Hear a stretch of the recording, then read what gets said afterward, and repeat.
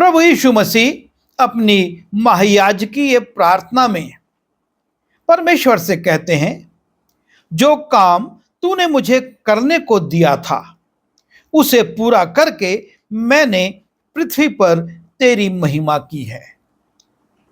परमेश्वर पिता ने अपने पुत्र हमारे प्रभु यीशु मसीह को एक काम सौंपा था कि वो इस पृथ्वी पर उस काम को करे, और यीशु मसीह उस काम को करते हैं और उसके बाद अपनी महायाजकीय प्रार्थना में कहते हैं कि जो काम तूने मुझे करने को दिया था उसे पूरा करके यीशु मसीह ने उस काम को पूरा किया। और फिर वो कहते हैं, मैंने पृथ्वी पर तेरी महिमा की है। जो काम उन्होंने पूरा किया उसके द्वारा पृथ्वी पर प्रभु यीशु मसीह की नहीं लेकिन परमेश्वर की महिमा हुई। परमेश्वर आपसे और मुझसे कुछ काम लेना चाहता है और वो काम हमसे इस पृथ्वी पर ही लेगा। इस पृथ्वी के बाद स्वर्ग में ऐसा कोई काम नहीं है जो कि आपको और मुझको करना हो या परमेश्वर अपेक्षा करे कि हम उसे करें। वो काम हमको इस पृथ्वी पर देता है और ये चाहता है कि हम उस काम को पूरा करें, और उस काम को पूरा करने के द्वारा हमारी महिमा ना हो, हमारा नाम ऊंचा ना हो, शिलाओं पर हमारा नाम ना लिखा जाए, लेकिन परमेश्वर की महिमा हो, परमेश्वर का नाम ऊंचा हो। और वो इस निमित्त हमको इस पृथ्वी पर काम सौंपता है। जब हम बाइबल के विभिन्न पात्रों को देखते हैं, हम पाते हैं परमेश्वर ने नूह को एक काम सौंपा, और वो कोई साधारण काम नहीं था, एक बहुत बड़ा काम था। एक लकड़ी विशेष से, सभी लकड़ियों से नहीं पर गोपेर की लकड़ी से उसको 100 हाथ लंबा, 50 हाथ चौड़ा और 30 हाथ ऊंचा एक जहाज बनाना था। उसमें 3 तल होने थे और उसमें खिड़की और दरवाजे का भी परमेश्वर ने हिसाब बताया था। अंदर और बाहर उसको राल से रंगना भी था, और इस प्रकार से एक बहुत बड़ा जहाज नूह को बनाने का काम परमेश्वर ने सौंपा कि वो इस पृथ्वी पर रहते हुए उस कार्य को करे। और 100 वर्ष से अधिक समय उसको लगा इस जहाज को बनाने में। और जब जहाज बन गया, परमेश्वर ने देखा और जैसा उसने कहा था कि उसमें हर एक संसार के जानवरों के हिसाब से तुम भोज्य वस्तुएं भी रख लेना, उसने रख लिया। और तब जब सब अंदर चले गए और नूह का परिवार भी चला गया, तो परमेश्वर ने उसके दरवाजे को अपने हाथ से बंद किया, क्योंकि उसने उस जहाज को अपनी योजना में अपनी इच्छा के अनुसार बनाने का आदेश दिया था, और नूह ने वैसा ही किया। और उसका परिणाम हम जानते हैं कि नूह का परिवार वर्षा से, उस जल से, उस भारी पानी से जो जिसमें पूरी पृथ्वी डूब गई, बच गया। और साथ में वो पशु पक्षी भी, वो रेंगने वाले जंतु भी जो कि उसके पास आए थे और उसके साथ जहाज में थे, बच गए। हम आगे देखते हैं कि परमेश्वर ने मूसा को एक बड़ा काम सौंपा और उसको एक तंबू दिखाया और कहा, ठीक इसी तरीके का, इसी नमूने का तुझको एक तंबू बनाना है। उसमें ये चीजें जो मैं दिखा रहा हूं, उसी क्रम में उन्हीं तरीके से बनवा कर रखना है। और वो मिलाप का तंबू मूसा बड़ी सावधानी से बनवाता है।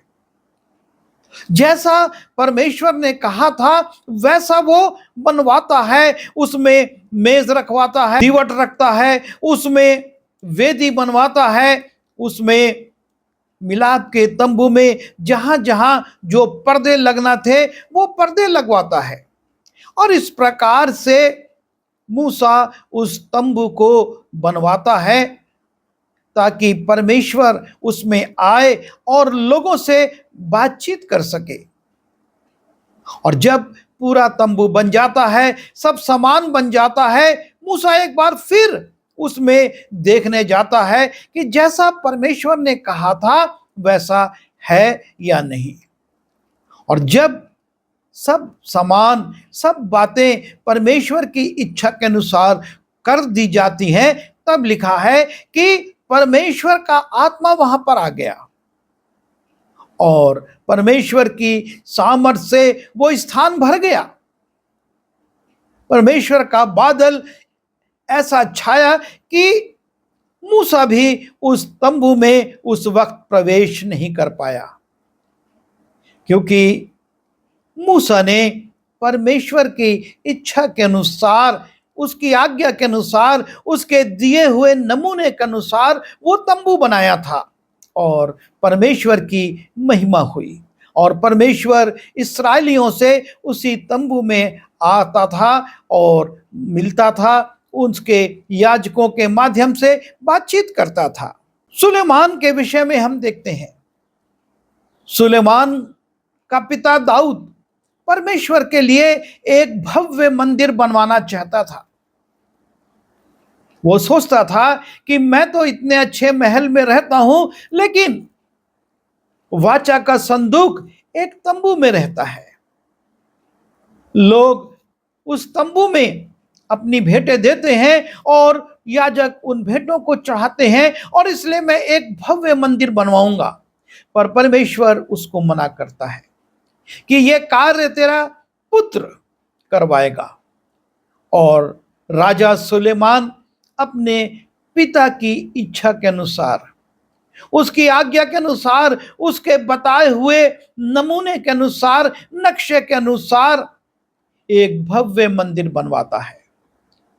और उस मंदिर को बनवाने के बाद जब वो उसको प्रभु को अर्पण करता है, वहां पर भी लिखा है कि परमेश्वर की सामर्थ भर गई और परमेश्वर सुलेमान से बातचीत करता है। सुलेमान प्रार्थना करता है कि जो भी इस मंदिर की ओर रुख करके तुझसे प्रार्थना करे तो उसकी सुन लेना। और परमेश्वर उसकी इस प्रार्थना को स्वीकार करता है और वो भव्य मंदिर बनाया जाता है और परमेश्वर उसमें निवास करता है।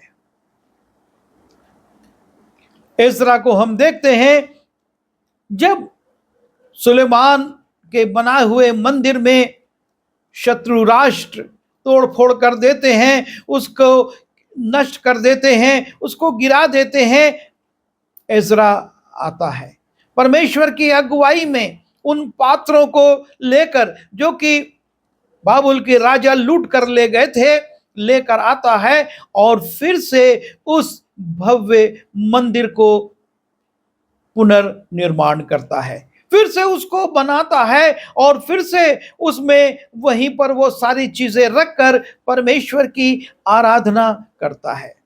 परमेश्वर ने एजरा को ये काम सौंपा और एजरा बड़ी ईमानदारी से उस कार्य को पूरा करता है और फिर से उस मंदिर में परमेश्वर की आराधना प्रारंभ हो जाती है। नहम्याह के विषय में भी हम देखते हैं, यरूशलेम की चार दीवारी शत्रुओं के द्वारा गिरा दी गई थी, तोड़ दी गई थी, उसके दरवाजे जला दिए गए थे और इसके कारण यरूशलेम में रहने वाले असुरक्षित हो गए थे। शत्रु कभी भी कहीं से उन पर आक्रमण कर सकता था, उनको आकर लूट सकता था। और तब नहम्याह राजा से अनुमति लेकर आता है और उस दीवार का निर्माण करता है और उसके साथ सारे लोग मिलकर उस दीवार को सुधारते हैं, दरवाजे लगाते हैं और फिर से शहरपनाह खड़ी कर दी जाती है। और नहम्याह ने इस काम को, जो कि उसे सौंपा गया था, परमेश्वर की ओर से पूरा किया और नगर फिर से पहले के समान सुरक्षित हो गया। समय पर उसके दरवाजे खुलते थे, लोग आते थे, व्यापार करते थे और संध्या काल में वो बंद हो जाते थे। परमेश्वर के लोगों ने समय समय पर परमेश्वर के दिए हुए कामों को पूरा किया, जैसा कि यीशु ने अपनी महायाजकीय प्रार्थना में कहा कि जो काम तूने मुझे सौंपा था उसको मैंने पूरा करके इस पृथ्वी पर तेरे नाम की महिमा की है। मूसा ने, सुलेमान ने, नूह ने, एजरा ने, नहम्याह ने जो काम उनको सौंपे गए उनको पूरा किया और परमेश्वर की महिमा की। कुछ ऐसे पात्र भी हैं जिनको जो काम सौंपे गए उन्होंने उसको पूरा नहीं किया, उसमें उन्होंने लापरवाही बरत दी या उसके विरुद्ध चले गए।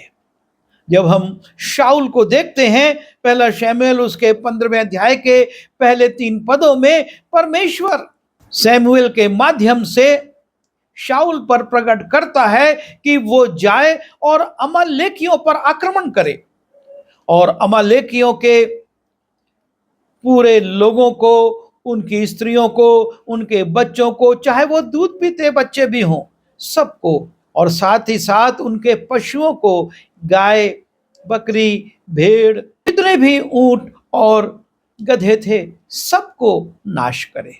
शमूएल से इन बातों की आज्ञा पाकर शाऊल जाता है, अमालेकियों पर आक्रमण करता है और परमेश्वर अमालेकियों को उसके हाथ में कर देता है और वो उसके राजा को बंदी बना लेता है। अच्छी अच्छी भेड़ बकरियों को, गाय और बैलों को वो रख लेता है और निकम्मी नकम्मी वस्तुओं को नाश कर देता है। और जब शमूएल आता है, वो कहता है जैसा परमेश्वर ने मुझको काम सौंपा था, जैसा मुझसे कहा गया था, मैंने करा है। और तब वो कहता है फिर भेड़ों का किया मिमियाना, गायों का बम्बाना मुझको क्यों सुनाई देता है? और तब वो कहता है ये तो परमेश्वर को भेंट चढ़ाने के लिए लोगों ने रख लिया है। और परमेश्वर शाऊल के इस व्यवहार से प्रसन्न नहीं होता। वो कहता है कि आज्ञा मानना भेंट चढ़ाने से ज्यादा उत्तम है। जो तुझको आज्ञा दी गई थी, जो काम तुझको सौंपा गया था, जो कार्य तुझको करना था, उसको ना करके तूने सोचा कि मैं भेंट के द्वारा परमेश्वर को प्रसन्न करूंगा, तो परमेश्वर इससे प्रसन्न नहीं होता। राजा शाऊल के लिए ये आशीष का नहीं, लेकिन परमेश्वर को क्रोधित करने का कारण बन गया कि उसने जैसा उससे कहा गया था वैसा काम करके परमेश्वर की महिमा नहीं की, पर अपने लाभ के लिए, अपने लोगों के भय में आकर उसने उन कामों को करा। योना के विषय में भी हम जानते हैं, परमेश्वर योना को आज्ञा देता है कि नीनवे जा और वहां पर तू प्रचार कर कि 40 दिन के बाद यह नगर उलट दिया जाएगा यदि तुमने अपना मन नहीं फिराया, अपनी गलतियों को नहीं माना और अपने जीवन में सुधार नहीं लाया। और योना नीनवे ना जाकर तर्शीश की ओर चला जाता है। वो नहीं चाहता कि वो परमेश्वर के सौंपे इस कार्य को करे और नीनवे के लोग बचें, और वो भागने लगता है। ये बात अलग है कि परमेश्वर उसको फिर से वापस लाता है और अपने काम में इस्तेमाल करता है, लेकिन परमेश्वर इस बात से प्रसन्न नहीं होता कि योना ने उसकी आज्ञा के विरुद्ध जाकर नीनवे में ना जाकर नीनवे के लोगों में प्रचार ना करके तरशीश जा रहा था। और जैसा कि टीकाकार कहते हैं कि उस मछली के पेट में जाने के कारण योना का पूरा शरीर हिमकिनाई श्वेत हो गया। जब भी वो अपने शरीर को देखता होगा, उसको स्मरण आता होगा कि मैंने परमेश्वर के काम को छोड़कर तरशीश जाने की कोशिश करी और उसका ये परिणाम है कि मेरा शरीर श्वेत हो गया है। ऐसा टीकाकार लिखते हैं। परमेश्वर यह चाहता है कि उसकी आज्ञा मानी जाए, उसके काम जो हैं उनको पूरा किया जाए। प्रकाशित वाक्य उसके 3 अध्याय के 2 पद में हम पढ़ते हैं, लिखा है, क्योंकि मैंने तेरे किसी काम को अपने परमेश्वर के निकट पूरा नहीं पाया है। परमेश्वर जब कार्य पूरा नहीं होता है तो उससे प्रसन्न नहीं होता है। परमेश्वर ये चाहता है कि जो कार्य दिया गया उसको पूरा किया जाए। और इसलिए सरदीस की कलीसिया से कहता है, जागृत रहे और उन वस्तुओं का जो बाकी रह गई हैं, जागृत रहे और उन वस्तुओं को जो बाकी रह गई हैं और जो मिटने की ओर थी उन्हें दृढ़ कर, क्योंकि मैंने तेरे किसी काम को अपने परमेश्वर के निकट पूरा नहीं पाया। सोचेत कर कि तूने किस रीति से शिक्षा प्राप्त की और सुनी थी और उससे में बना रहे और मन फिरा, और यदि तू जागृत ना रहेगा तो मैं चोर की नाई आ जाऊंगा और तू कदापि ना जान सकेगा कि मैं किस घड़ी तुझ पर आ पड़ूंगा। और इस प्रकार से परमेश्वर अपने दूत के माध्यम से सरदीस की कलीसिया को, जिसके काम पूरे नहीं हुए हैं, उसको चेतावनी देता है। और यह चेतावनी सिर्फ सरदीस की कलीसिया को नहीं, ये उन तमाम लोगों को, आपको और मुझको है, जिनको परमेश्वर ने अपना काम सौंपा है। इस पृथ्वी पर परमेश्वर ने आपको और मुझको कुछ काम सौंपा है और हमको इस बात का विश्लेषण करना है कि हमने उन कामों को पूरा किया है कि नहीं। क्योंकि जब हम यूहन्ना रचित सुसमाचार उसके 9वें अध्याय के 4 पद में जाते हैं, यीशु मसीह अपने शिष्यों से कहते हैं कि वो रात आने वाली है जिसमें कोई काम नहीं किया जा सकेगा, और इसलिए हमको अपने काम दिन ही दिन में पूरा करना आवश्यक है। एक समय आएगा जब हम सोचेंगे कि हम इस काम को कर लें, लेकिन तब तक शायद योग्यता ना रहे, शक्ति न रहे, अवसर ना रहे। और इसीलिए सरदीस की कलीसिया को कहता है कि जागृत रहे, जो बातें मिटने पर है उनको जल्दी से जल्दी पूरा कर ले, वरना मैं अचानक से आ जाऊंगा तो सोचता नहीं होगा। और हमको इस बात के लिए सचेत होना है। यीशु मसीह ने कहा, जो काम तूने मुझे दिया था उसको पूरा करके मैंने इस पृथ्वी पर तेरी महिमा की है। हम जब उन कामों को करते हैं, पृथ्वी पर परमेश्वर की महिमा होती है, लोगों के बीच में परमेश्वर की महिमा होती है, और हमको उस कार्य को करना है, क्योंकि परमेश्वर ने आपको और मुझको अपनी महिमा के लिए बनाया है कि हम उसको महिमान्वित करें। और जब हम उसके कार्यों को नहीं करते तो परमेश्वर को महिमा नहीं मिलती। सभोपदेशक उसके 7वें अध्याय के 8वें पद में लिखा है, किसी काम के आरंभ से उसका अंत उत्तम है। हम काम तो बहुत से शुरू कर देते हैं, लेकिन उसका अंत करते हैं या नहीं, उसको पूरा करते हैं या नहीं, परमेश्वर यह देखना चाहता है। नूह जहाज बनाना शुरू कर देता, लेकिन अगर पूरा नहीं कर पाता तो वो कैसे उस जल प्रलय से बच पाता। मूसा यदि मिलाप का तंबू खड़ा कर देता, लेकिन उसमें वो सारी चीजें नहीं बना पाता, तो कैसे उसमें परमेश्वर की महिमा होती, कैसे उसमें आराधना होती, कैसे याजक उसमें जाकर भेंट चढ़ाते, सुलेमान मंदिर बनवाता। लेकिन यदि वो उसको उस तरीके से जैसा कहा गया था नहीं बनवा पाता, तो क्या परमेश्वर प्रसन्न होता और कहता कि मेरी दृष्टि इस पर लगी रहेगी? हमको सोचना होगा, चाहे एज्रा हो, चाहे नहम्याह और चाहे दूसरे पात्र हो, जिन्होंने काम को पूरा किया, उन्होंने आशीष पाई, परमेश्वर उनसे प्रसन्न हुआ। और जिन्होंने काम पूरा नहीं किया, उसमें कमजोरी दिखाई, लापरवाही दिखाई, अनिच्छा दिखाई, उन पर परमेश्वर क्रोधित हुआ। और इसलिए हमको अपने जीवन पर, अपने कार्यों पर, अपनी योजनाओं पर सोचना होगा। हम सांसारिक योजनाओं को, सांसारिक कार्यों को पूरा कर रहे हैं, या ईश्वर प्रदत्त परमेश्वर ने जो काम हमको सौंपे हैं उसको हम पूरा करने के लिए अपनी शक्ति, अपनी बुद्धि और अपनी योग्यता का उपयोग कर रहे हैं। क्योंकि सारे काम करने के बाद, ये महायाजकीय प्रार्थना करने के बाद, यीशु मसीह क्रूस पर छठवीं वाणी में कहते हैं, पूरा हुआ।